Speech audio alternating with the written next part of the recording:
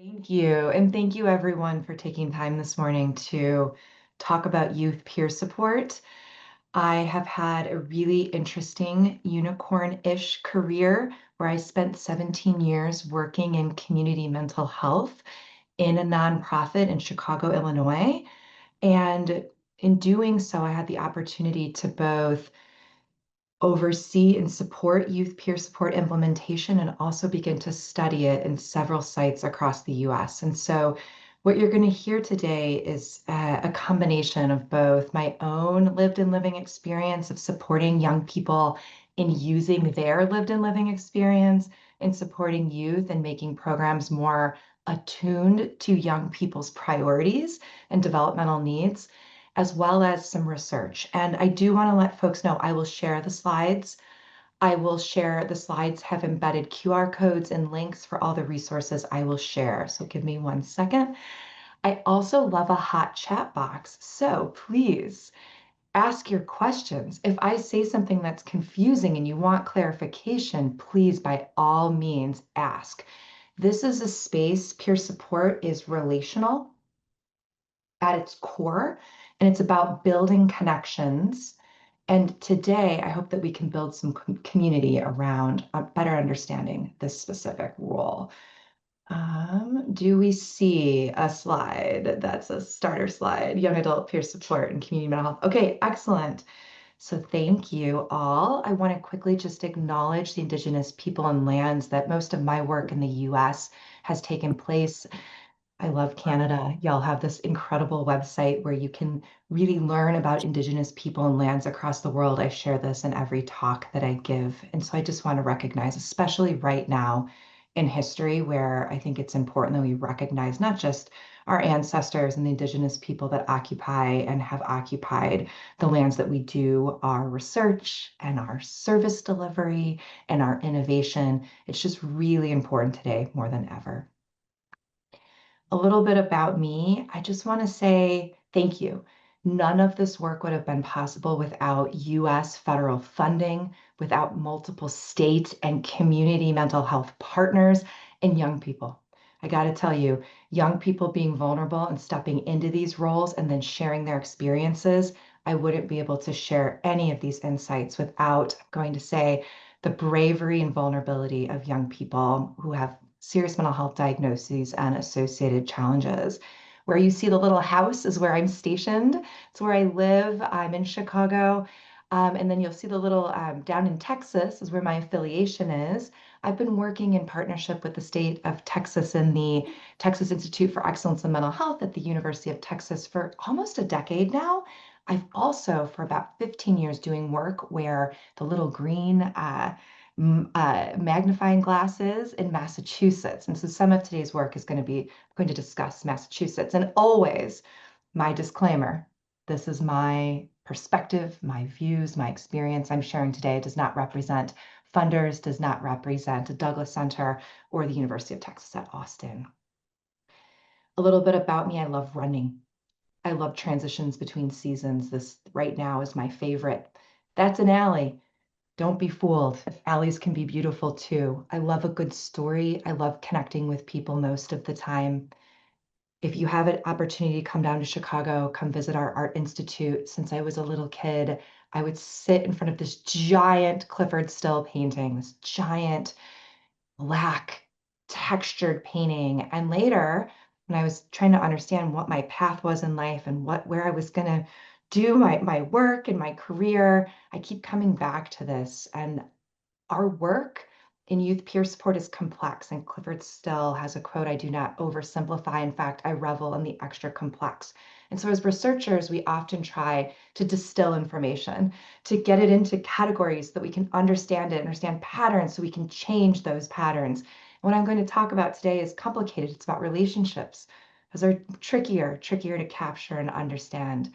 I'm a clinical social worker by training, and I have practice experience.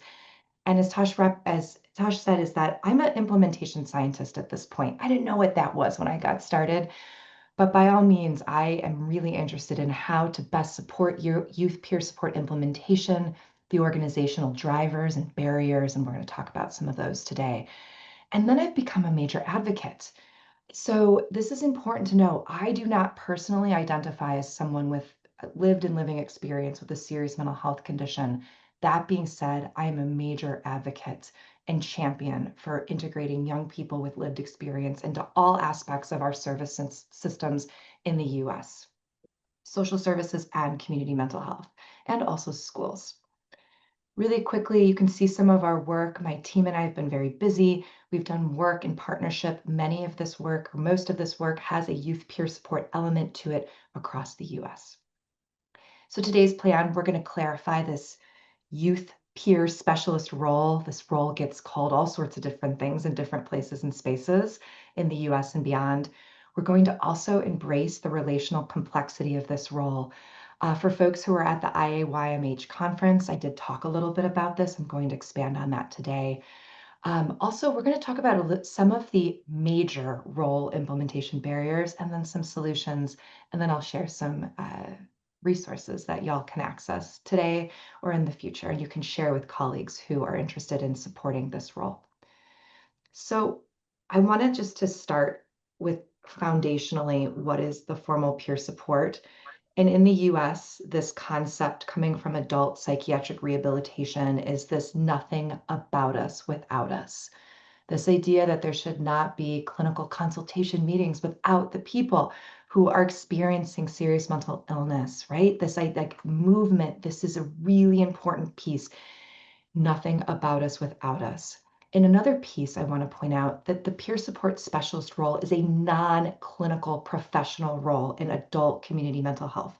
It's coming out of deinstitutionalization and the recovery movement from the 1970s. Recovery in and of itself is a crucial concept, and foreshadowing where this presentation is going to go, not everyone knows about what recovery is in our community mental health systems, let alone our youth community mental health systems in the US. Recovery is not about recovering from symptoms. It's about living a meaningful life, not symptom-free, managing symptoms and having a strong, beautiful, meaningful quality of life. Peer support is a practice. It has national standards, certifications. Most states in the US have certifications for formal peer support in adult mental health services. And the US Center for Medicaid and Medicare has codes where you can bill for this service. So this is a very well implemented role in adult community mental health in the US. Now, I wanted also, and I found this interesting, I've just come across this research in the last couple of years, but to really dig into like what is peer support. And so Davidson in 2013 theorized that peer support has three parts. So one part is this installation of hope through sharing, through the big, I call it the big D word in clinical social work, disclosure, right? We're going to share some of our experiences, our diagnoses, our struggles, and we're also going to share how we've overcome those. And that creates hope. So that's one part of peer support. The other part is this role modeling and supporting self-care and just navigating life day to day. So like practical support, practical, how to do day-to-day living, right? Very different than this like sharing of life meaning and overcoming struggle and hardship. And then the most important part, and this will be also foreshadowing in youth peer support, is the relationship. A relationship between two people that's rooted in trust, mutual acceptance, mutual understanding, deep empathy, and conditional regard, not unconditional regard, conditional regard. We both have gone through something and we conditionally understand that. This is really important to get that peer support is rooted in these three different pieces or elements.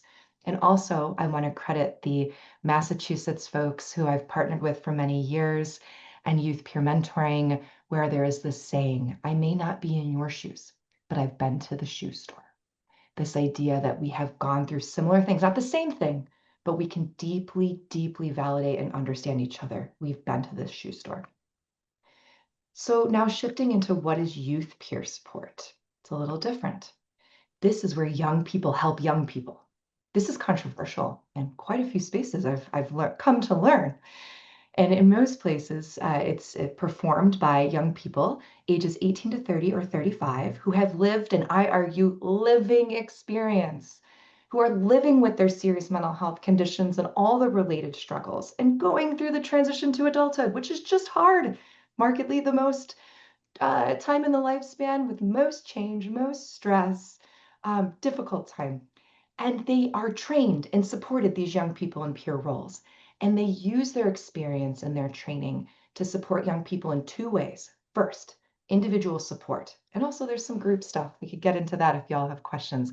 But providing that deep, deep understanding and hope and practical support. And also, young people in these roles, when they're in community mental health programs and teams, they're part of a team. So guess what they do? They change the team's approach. Just by default, they're bringing a new perspective, a younger perspective, a lived experience perspective. And so they're also functioning as a way to make the team more developmentally attuned to young people's priorities. Now you might be asking yourself, Vanessa, you keep saying lived experience and living experience. Like, what do you mean by that?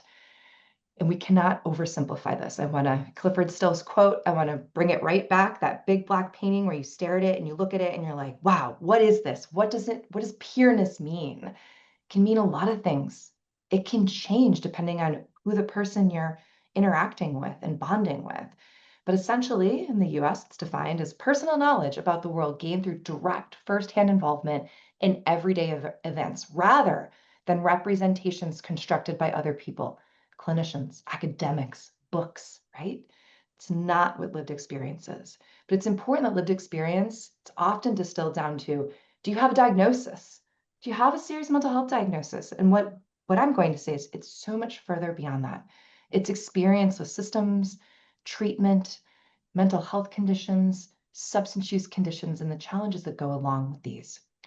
Also, most important and most emphasized in the youth peer support research that I've conducted across the US is it's not just about mental health experience, it's about who we are, our identities, our gender, our race, where we come from, who we want to be, where we like to have fun, what our interests are. It's far beyond just bonding over, we've got this shared mental health experience or narrative that we can bond over. So many intersecting elements of identity are part of what peerness is. So a little bit more about youth peer support in the US today. A big clarification that nothing about us without us really driving adult peer support. In youth peer support, what's driving youth peer support is all about young people, for young people, and by young people. And this is really being driven by the youth voice movement, which when I was getting my master's and my PhD, I would use that term youth voice all the time. Gotta get more youth voice. What we need is more young people integrated into all of our systems and our treatment providers and our community mental health settings who have lived and living experience in peer roles and also in other roles.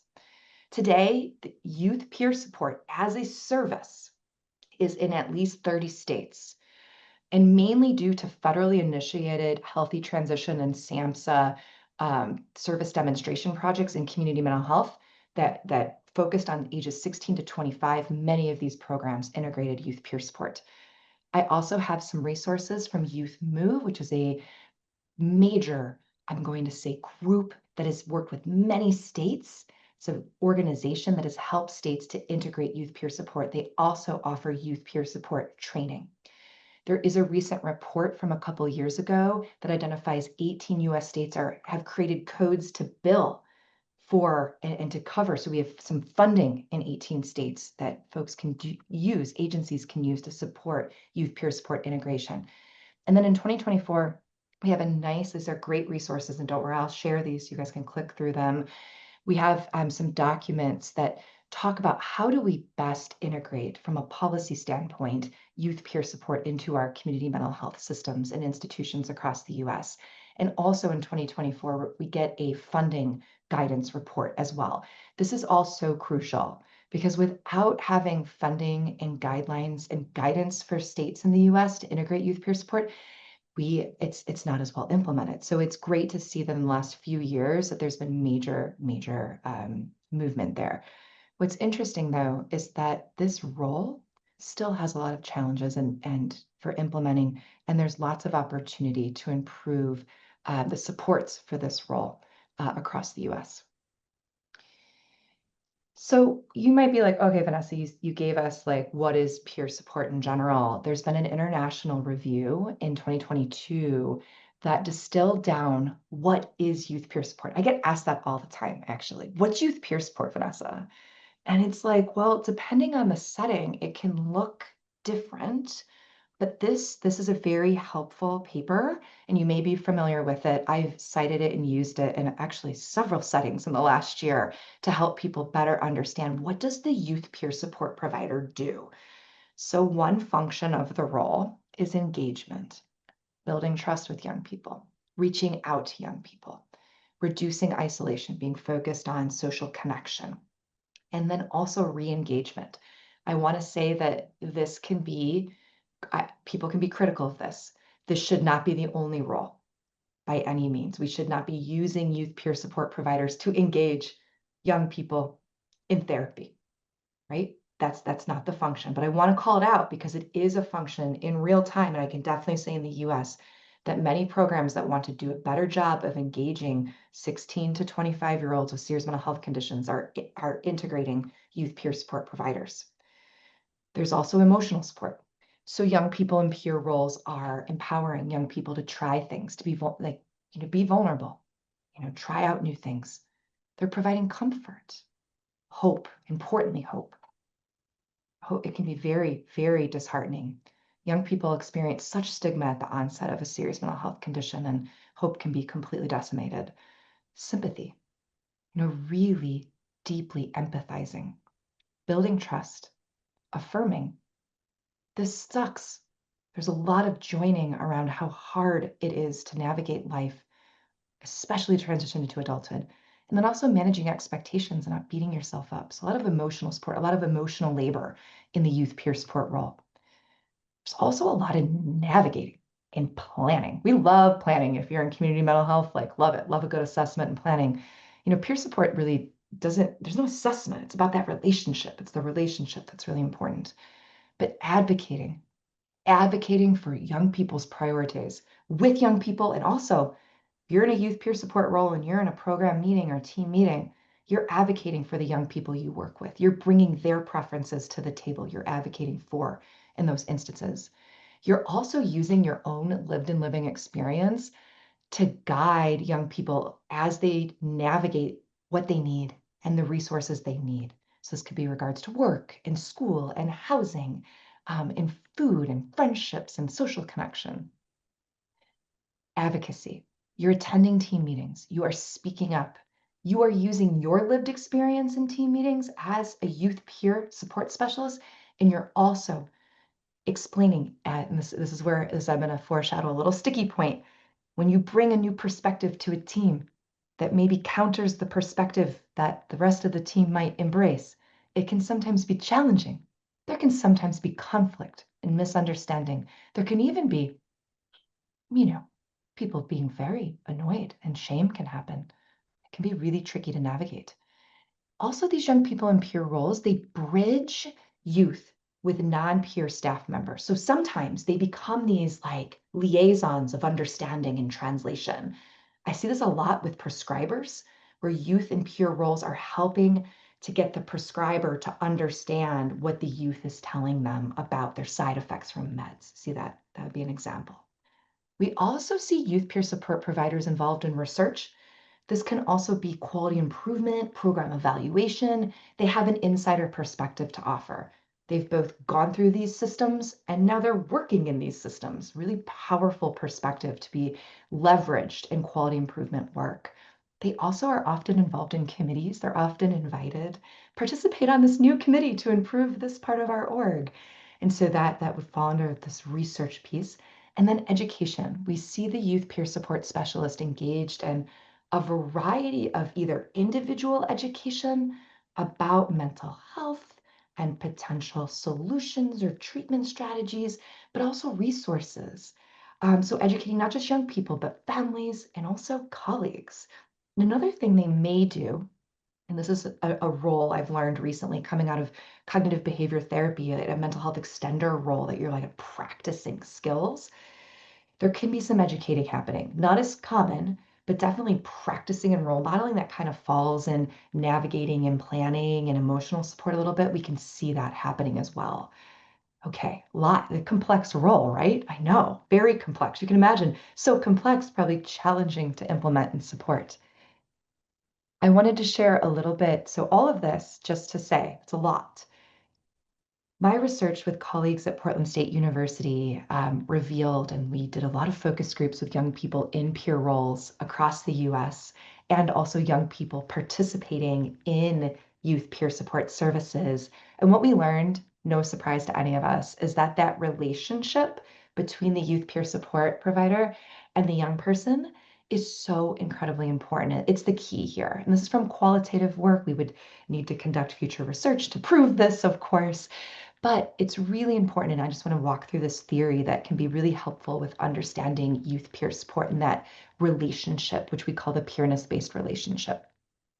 And so this peerness-based relationship is promoted by a peer support specialist that has experience or facets of identity that permit that deep understanding. So that can be with mental health experiences or race, ethnicity, sexuality, gender, also interests, preferences, goals, like whatever that is that people are bonding over deeply.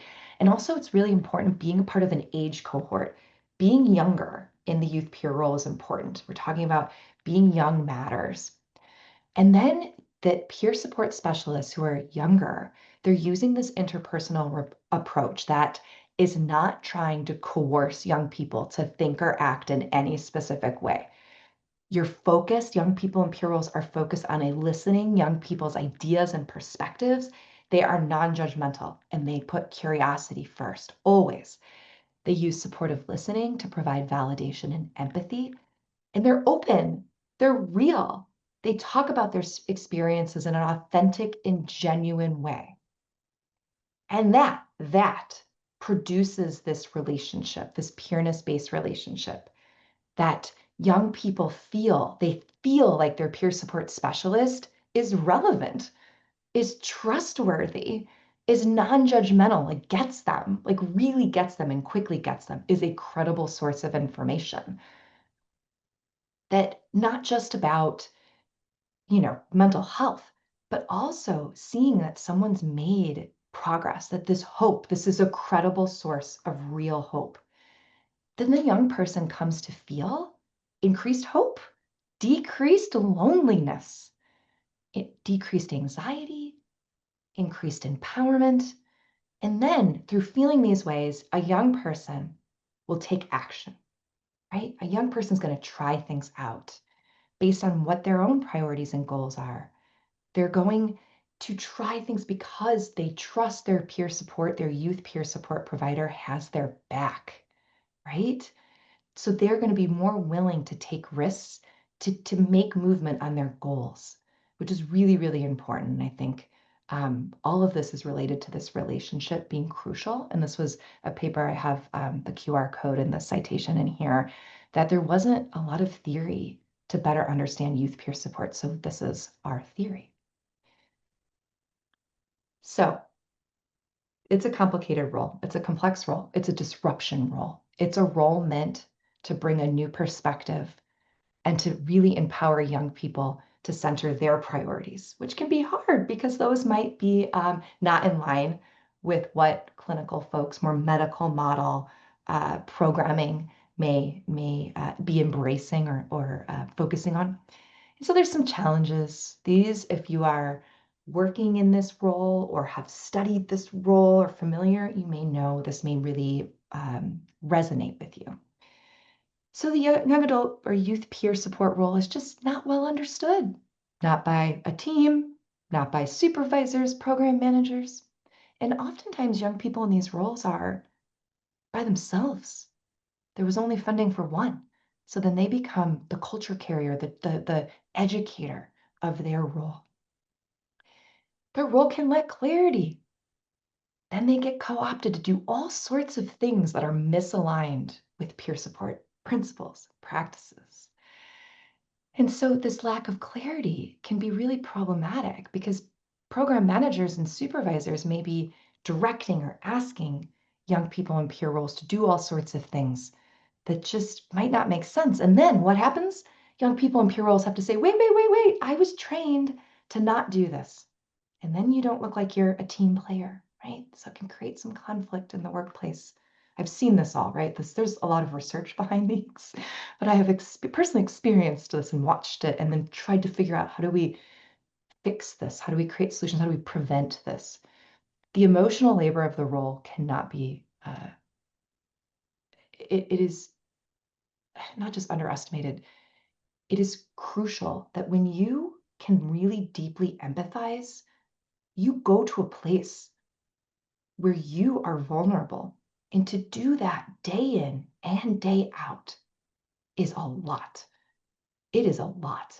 And so we need to arguably, of course, have supports in place, not just training. Training is like a small piece of this, but supports in place to help people do these roles. I would say both in youth peer support and adult peer support. There also is this natural aging out of the role. Remember earlier I was like, these are young people helping young people. Well, what happens when you turn 30? Are you done? That's definitely in the US. This is a question facing places, different orgs who are like, what are we doing? There's a lack of a career ladder. This is an issue. Not only is there low pay associated with these roles, but there often isn't a step up. There's some movement in some very progressive organizations I've seen where we're creating more senior youth peer support roles who are then managing or supervising or coaching, consulting with people who are newer to the role. But still, there's a lot of room here for creating career ladders in general. The turnover, one might understand the association between the emotional labor of the role and turnover. Very, very difficult role, but also the aging out of the role too. So there's like also just a practical, if I know I'm going to age out, why would I stay in the role very long, right? Let's just be smart about young people and their career development. There also, in general, is a lack of professional development. I'm going to provide y'all a ton of resources that are out there, but they kind of live in the internet in like toolkits. Like no one looks at toolkits. I mean, maybe I do to pull things out, but I often am just like a purveyor of, look at page 28 of this toolkit. Try this in your supervision. Try this at your agency. Because there's these tools out there, but they're long and they're good, but they're just not well accessed. And so there's just not a lot of structured on-the-job support. I've spent most of my career developing supports and trainings and learning communities, support groups, if you will, for supervisors of young people in peer roles. And I'm often consulted by folks who will find me randomly through maybe a webinar I've done to be like, can you talk to me? Is this happening where you are? And I'm just always validating. Being a supervisor of young people in peer roles is a really unique role. You become a champion and disruptor of your program's operations. It can be a lot of fun, but it also can be very difficult emotionally and challenging. You have to pick your battles, but more on that if y'all have questions about that.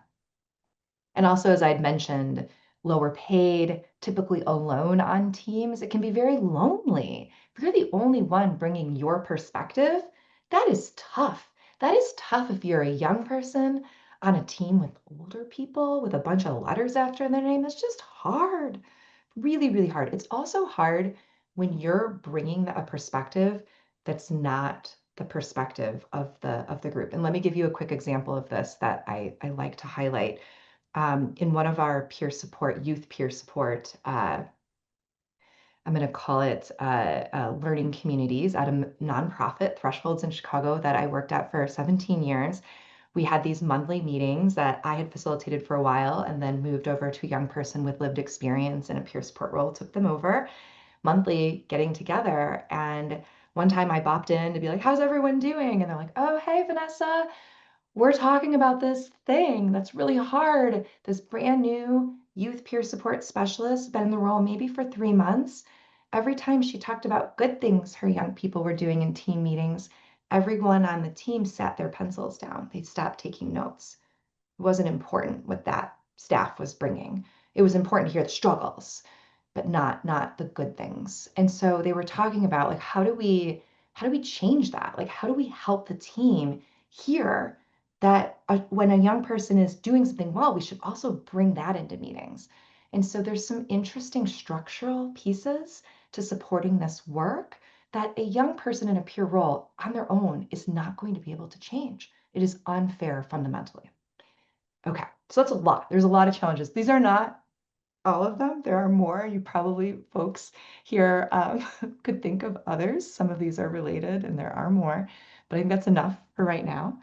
Quickly, before we stop to really turn this more into discussion and talk more about some solutions to some of these challenges, I wanted to deep dive into Massachusetts. And we did some research there that was really illuminating to some of the on-the-job challenges.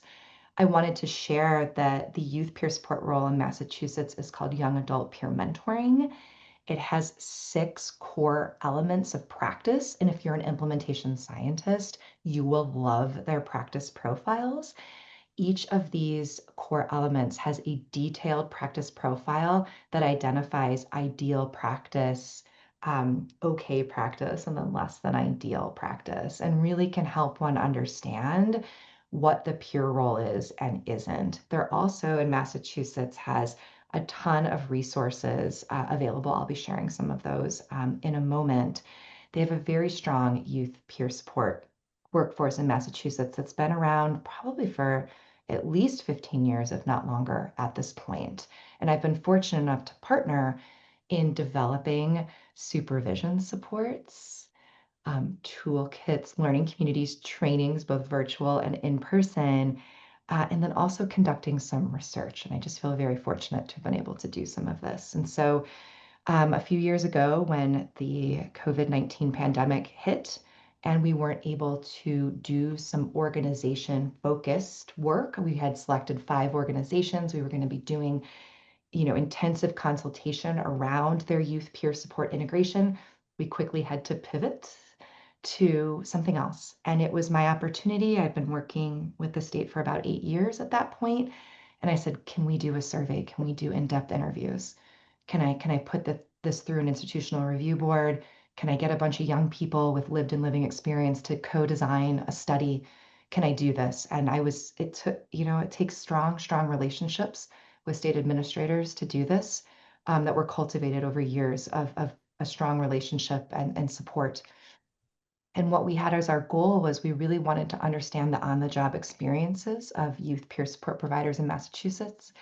We wanted to identify relational complexities and just challenges in the role. And we wanted to get this information for a very specific purpose to inform supervision, training, and policy improvement. What can we do to better implement the role? And so we designed a study. Young people from Massachusetts and then young people from Illinois who worked on my team, we got together and we talked about, all right, well, if we're going to design a survey, if we're going to design an interview schedule, let's do it. So together, we came up with a research plan. We met weekly over a series of about 9 months. And we were able to, and if anyone later wants to talk about getting an institutional review board, ethics board approval from the Department of Mental Health in Massachusetts, it was really challenging. So it was a lot of lessons learned in co-learning with the young people as co-researchers. We were able to interview 10 young adult peer mentors. 5 were currently in the role and 5 were formerly in the role. And here's what we learned. So the role is not just rooted in this peerness-based relationship. I know I talked to y'all about that already from previous work that we had done nationally, that there's a lot more complexity about relationships in youth peer roles on the job. We know as there's this peerness-based relationship, we know that young adults in peer roles are focused on building a strong bond. But it's so much more than sharing and just relating. It's listening. I can't tell you these interviews, these young people in peer roles were just like, most of the work is just listening. Like we just listen and validate. We're not sharing. We're listening. We're listening. We're also supporting our clients navigating relational boundaries. And we're focused on engagement strategies. And let me tell you, engagement is not always like the easiest thing. We can't just assume that young people in peer roles just can engage people magically. No, It can take skill and intention and resilience and time. But there's other relationships. It's not just with clients, it's with yourself. So thinking about, as you are growing and evolving as a person in this role, you're learning how to use your lived and living experience intentionally and with purpose. Like, how do you share? When do you share? When do you not share? You're also figuring out how to stay resilient, how to take care of yourself. That's really knowing yourself. So part of this role is deepening that relationship with yourself, right? And arguably, what makes this role hard, very hard, and I can speak from my own personal witnessing and experience of this, is non-peer colleagues, clinical social workers like myself, who aren't trained in peer support principles or practices, do not know about the recovery movement or what recovery means, and that these people, well-intentioned typically, but are challenging to partner with and can often say terrible things. They can ask terrible things of young people in peer roles. I have seen, I can't say it all, but I have seen things that make my toes curl. But it causes this misunderstanding and not knowing about peer support moves youth peers into having to explain their role a lot. Why it matters, why it's of value, and they have to defend it. That is just exhausting. They have to advocate and educate, not just these peers, but over and over and over, sometimes program managers. Some youth peers in this study talked about how they made handouts, their own handouts. They'd have them ready. So I can explain, this is what this is. It's real. Here's websites. That's also why I'm always giving websites, like resources. So I'm giving you resources earlier. This is real. This is a real role. But in so many places in the US, people are like, what is this, youth helping youth? What? No, scary, risky, don't like it. But what it can produce is really feeling undervalued and at times so deeply disrespected. We want to know why turnover is happening. Little microaggressions that are happening, that are being condoned in team practices with supervisors that are afraid to have crucial conversations, are not prepared to discuss conflict. The supervisor becomes so important in navigating all of this. Young people in this study talked about their supervisor was their friend, their advocate, their cheerleader, their champion, that they help them manage distress. And you know what? Some supervisors who are clinical counselors or social workers, they'll say, well, I don't want to be my staff's therapist. And I would argue, you better be using your clinical skills if you're supervising these staff. These are staff who are literally being exposed to microaggressions and engaging in emotional labor day to day with their young people. So how are we not supporting them with every clinical tool that we have as clinicians? And then finally, every single young person in this study and in the other study that we did, where we nationally, to better understand that peerness-based relationship and develop that theory of peer support, talked about the importance of peer support providers, youth peer support providers, getting together with other youth peer support providers. This could be informally or formally. Learning communities, conferences, trainings, anything you can do in your agency, so, so important, emphasized. So what do these findings teach us? Young people want to connect to others in their role. We have to create opportunities for this. Young people in peer roles need training and support to navigate these relationships, relationship with self, relationship with their young adult clients, relationship with their supervisor, especially relationship with their non-peer colleagues. We have to integrate communication style training. I train a lot on recognizing your communication style and adapting it to other people so that you can be heard. Active listening, conflict resolution. We need to integrate this into youth peer support training and also supervisor training so it can be reinforced.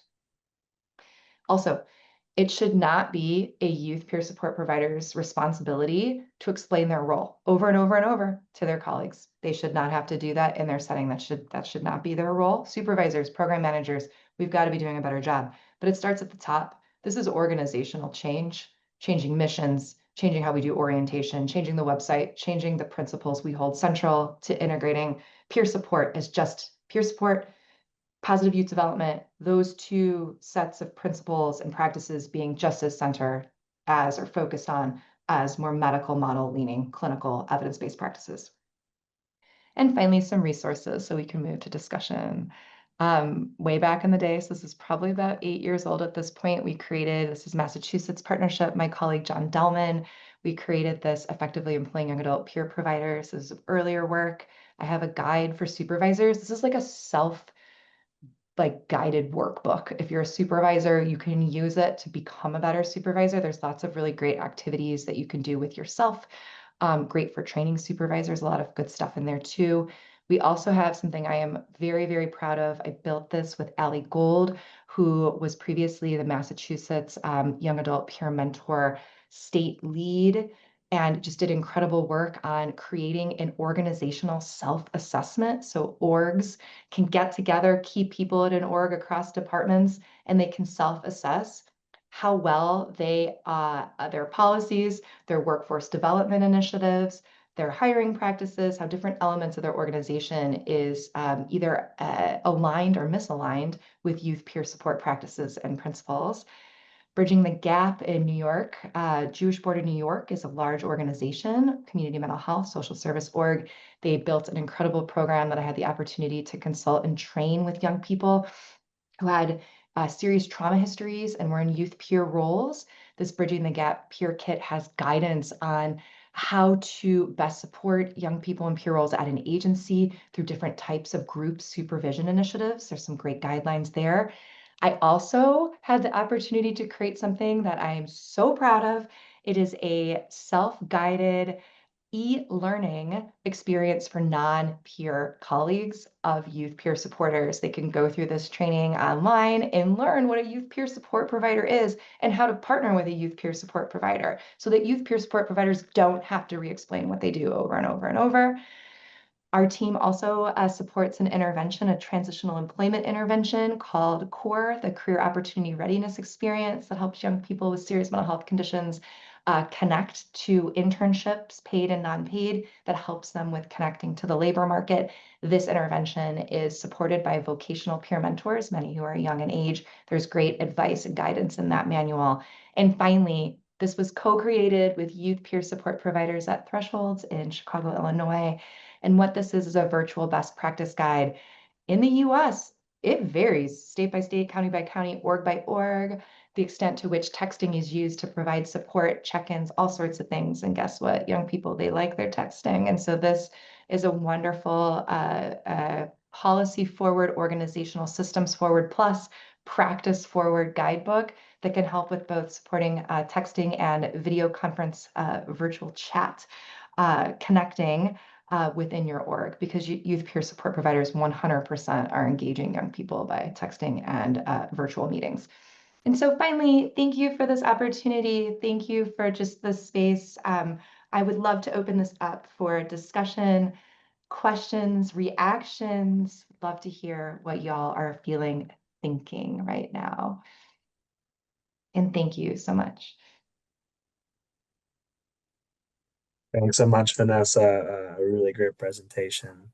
Um, I think it's super important to talk about, this field, this space of really like having youth use their lived experience to help others. I know us at the center, we have, I told you when I met you, we have our youth councils and our loved ones councils who, try to make sure that their voices are included in these talks with researchers and doctors who are trying to, but in this case for helping other youth, I think it's super great, and all the stuff you outlined, it just seemed really important, having that relationship with themselves, with the community, and with their team too. And I feel like this Mhm. whole kind of space of peer mentorship and patient partnership and lived experience, it's not that new anymore, but it's still kind of new. And I feel like people do have to kind of explain what that is. And I'm sure it could be taxing to try to like explain, what this role is and how it's important. So like the work you're doing to help, really make this legit is great. Um, so if anyone had any questions, I know Irnez, you wrote in the chat if you could talk if you'd like, or we have Marianne. You know what? Marianne, go ahead. You raised your hand and we can get to Irnez after. Go ahead. Thanks a lot, Tosh. And thank you, Vanessa, for a wonderful presentation. Very well done, nice and clear, simple to the point. I'm a former family peer support worker. at the Douglas Mental Health University Institute for about almost 10 years. And now I'm working in research, in different research projects on family peer support. And I do some mentoring but all in the family peer support range, except recently we've been working in collaboration with peer support workers, youth peer support workers, to offer a more comprehensive service. And it's still part of a research project, so it's still ongoing, and we should have some final results probably by the end of next year. My question to you was, and maybe I missed it because I came in a little bit late, are your youth peer support workers receiving some kind of formal training or some kind of training? And if so, who's giving that training to them to help them and to help them get into their role? And also, are they doing any internships? So are people supporting them to get into roles in different communities? One, thank you for your work in family peer support. It is such an important role, and I almost included that at the end as like part of my next work is there's some tension between the family peer support or parent peer support role and the youth peer support role because they both are advocating for different perspectives that at times are going to be at odds. I mean, that's just like reality. And so it's a really interesting space. Last year, I had the opportunity with my team to interview 25 family partners in Texas. So Texas in their early psychosis coordinated specialty care programs requires family partners or family peer support specialists certified, trained. And they also require peer support providers, not necessarily youth peer. But what we learned is there's some tension there. And I've done some work in the state of Michigan as well. I have this wonderful colleague, Kathy Adams, who brought together the family peer support specialist and the youth peer support specialist and did this learning community. She learned we're going to have those folks meet together quarterly, not monthly. They need their own spaces, but it's good that they're connecting and supporting and really trying to figure out how to, and this is just a team-based issue. When you've got all these different perspectives, how do you help teams listen, respect each other, and then act together? And so I believe that the supervisor, program manager, whoever is leading needs to be very strong on these spaces because lots of harm can happen. So just thank you for your work. And it is a growing focus of mine. I went after some funding. I didn't get it. And hopefully with what happens in the US, that funding will be available to further better understand the tension and how these two roles work together. But the training question of youth peers is such a good one. And so what we're seeing now, interestingly enough, related to capitalism and the opportunity of availability of tech and virtual connecting, we are seeing peer support, youth peer support, being offered on a lot of different virtual platforms, being driven primarily out of California. Like we're seeing, and it's really well-intentioned people, sometimes with clinical like board members, they're building out these pretty incredible peer support virtual where young people can select based on different shared identities and connect to young people across the US. There's like, I just want to recognize that there's that happening. And then there is in person, and sorry, let me say, most of those programs have a training that they'll say is based on our federal SAMHSA peer support guidelines, right? So they're going to say we're going to hit all these. We're going to have ethics. We're going to have boundaries. We're going to have, self-care and resilience. We're going to have all these competencies. That being said, Harvard right now has a project where they are working with young people with lived experience to build out a training and then test it for youth peer support providers.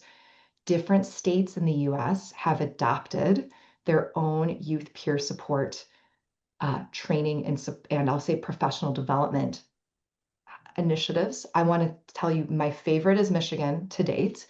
Massachusetts is actually what I talked about, the core elements. There's a 3-day training that young people complete, in addition to a therapeutic mentoring training, which is another role, often termed mental health extender or paraprofessional type of role. So young people in peer roles are taking that training and then they're doing the additional 3-day training. And then they have monthly learning collaboratives with youth peer supporters that are virtual across the state in Massachusetts.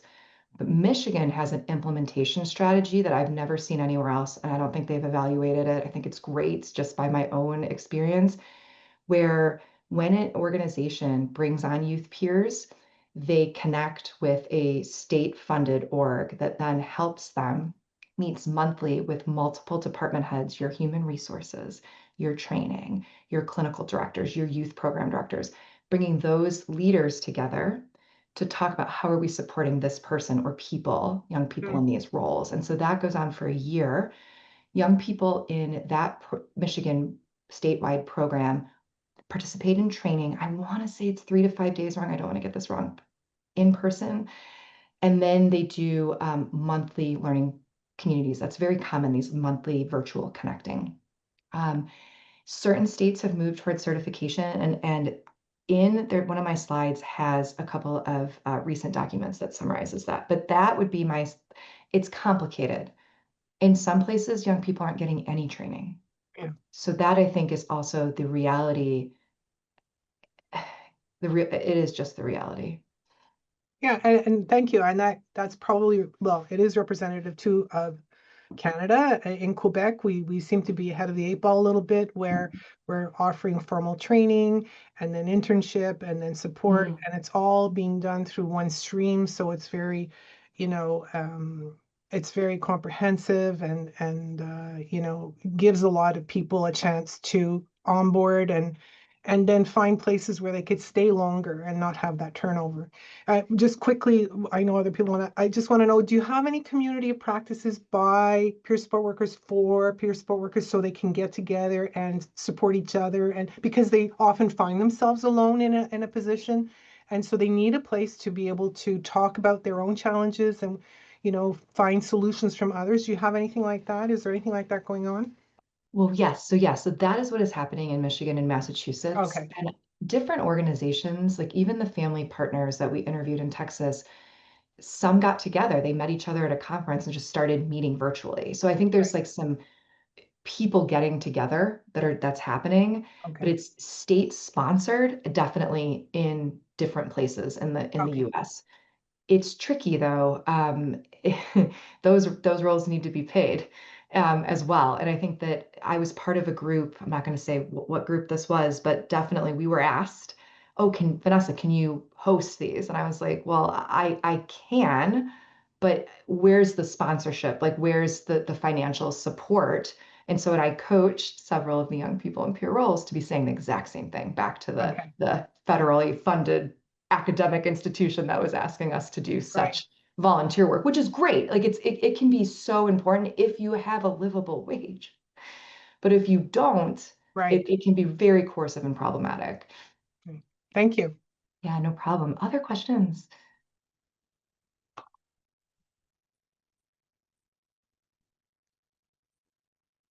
Tosh, can I ask a question? This is great. Thank you very much, Dr. Klodnick. Excellent talk. I'm Lena Palaniappan. I'm a psychiatrist and I direct the Center of Excellence. Great to have you around. Your talk made me reflect on. Can you hear me? Okay, sorry, some disruption. I was reflecting on the the training. I'm reflecting on our Canadian situation, the training issue of peer support workers, and what kind of peer support workers are we getting to work in mental health system. When you talk about youth peer support workers in particular, how important it is that there is a experiential matching between what the peer worker went through and what the young person they're supporting now is going through. And is this important? Is this more important for young people than people with multiple different lived experiences and then becoming peer support workers at their 50s and 60s? So what's interesting, thank you for the question. It's a really good question because people are like, well, how do they bond? Like, what is that? And I've heard people call it magic. I really have. And I'm like, there's something that's unexplainable when you meet someone who's gone through something. We've all had this. We all know what it's like to truly be like, oh, you get me and I get you. Like what that is. And what we know is that it always doesn't happen naturally. Sometimes you got to work at it. Sometimes it's not clear. It's not clear where our common ground or our shared interests or our shared experiences are. And so you got to explore it. You got to get to know someone. And so I think that's when we're doing training and professional development, especially for supervisors who are fielding when they get their youth peer support provider comes to them and says, Joe won't talk to me. Joe's blowing me off and it feels bad. And it's like, okay, well, let's talk about, what do we know about Joe? What does he know about you? Where can we find some common interest? And it can range from anything from, we like a video game, to we've suffered an extreme trauma, to I like this cake that's from a region that we share this in our culture. Like, so it can't be distilled down to, we have a shared experience of taking the same med, having the same diagnosis. I wouldn't even want to do that research. Like, but it is this thing where it doesn't always happen. I don't even like the word naturally, but it just doesn't always happen in that relational social space. And so sometimes you have to help youth peers, and I'd argue all of our staff,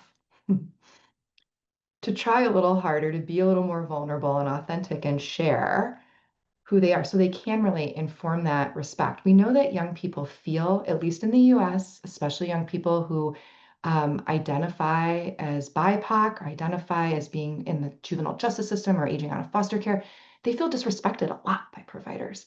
And so they're like primed to not feel that bond and that closeness. And so, our capacity to be more human and more respectful and just listen, that was the other big thing.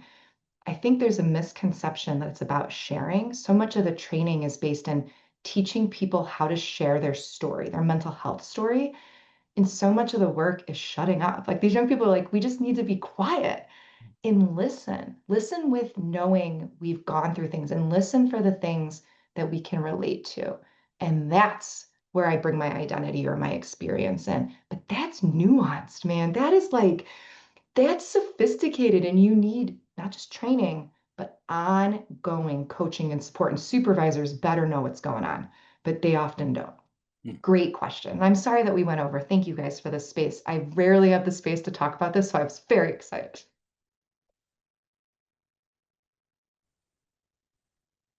Thank you. Yeah, I know we're already a couple minutes over. Ernest, did you want to share what you wrote in the chat quickly, or? No, I really want to thank you for your talk. When you were talking about like resilience and the conditional, unconditional regard, positive regard, I was thinking about like my refugee community, right? We've gone through a genocide. We've experienced all sorts of losses. Some of us have moved to the country for the third time, to a new country, and yet 90% of us are not admitted at the inpatient unit. And what is that all about, right? And it very much was about just, being there for one another, actively listening. And I think it's just the realization that pathologizing pain doesn't really fix what's causing it. And what it really did too is just it strengthened the community, it strengthened families. It's a wonderful thing. I am a huge advocate for peer support, especially after the pandemic, because I would argue that one of the primary challenges that a lot of young people are experiencing right now is a lost sense of community.